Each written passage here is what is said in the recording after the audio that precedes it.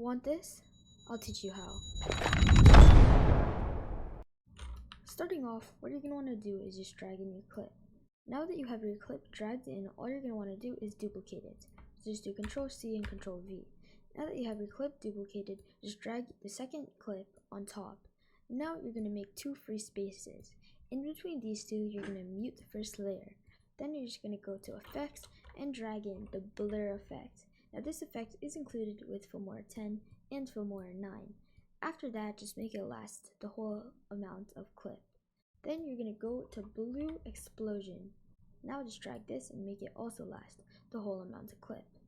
So now what you're going to want to do is go back to right before he gets the kill.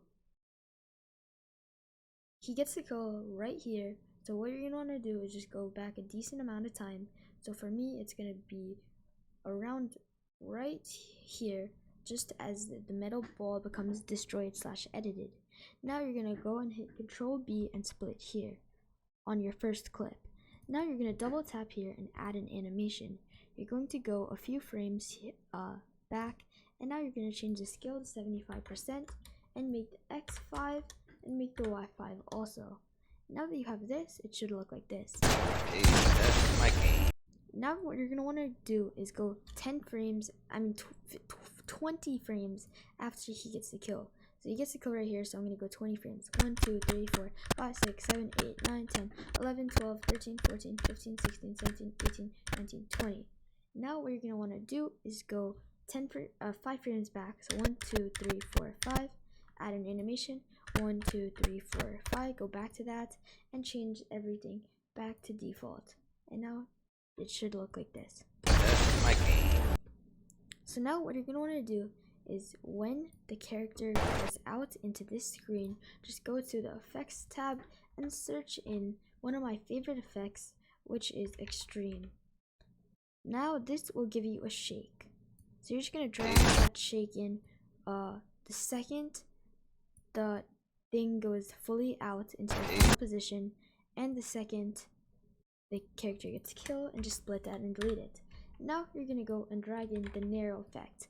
Now what you're going to want to do is just do the same thing and delete it so it's the same duration as extreme. You're then going to go 1 frame in and make a cut, and then another frame in and make another cut.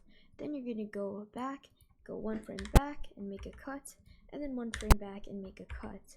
Now you're just going to change the percentage to 15, then you're going to change the percentage to 35, and then over here you're going to go 35, and here you're going to go 15. After that, what you're going to want to do is go here back to when the narrow effect stops, and you're going to go and search up and down 1. You're going to drag up and down 1 right next to it, and you're going to just go a few frames. Now you're going to drag up and down 1 above the, you're going to drag up and down 1 above your second clip. Now you're just going to make sure that you have the settings copied as mine, which is just simple default settings except change X to 0. And now that you have this up and down after, it should be good.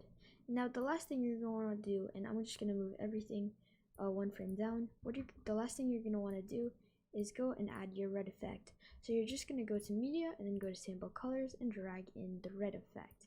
Now after that, just make it last everything except to right when the up and down ends. And now you're just going to change the opacity to 65%, and you're going to go to transitions and drag the dissolve effect on it. Now that you have this, when you're going to copy and paste your up and down effect so it's also on the keyframe. Now that you have this, the only step left is to add the SFX. So you're just going to go to media and drag in your sound effect. For me, it's just called edited pump. And yeah, I already have mine in actually. I did not notice that. But yeah, so it's already synced up perfectly. After you have that, you should be fine. And this is what we came up with. The god fucking settings. Wow, I'm getting 10 FPS. guys, thank you so much for watching. Subscribe and see you later, boys.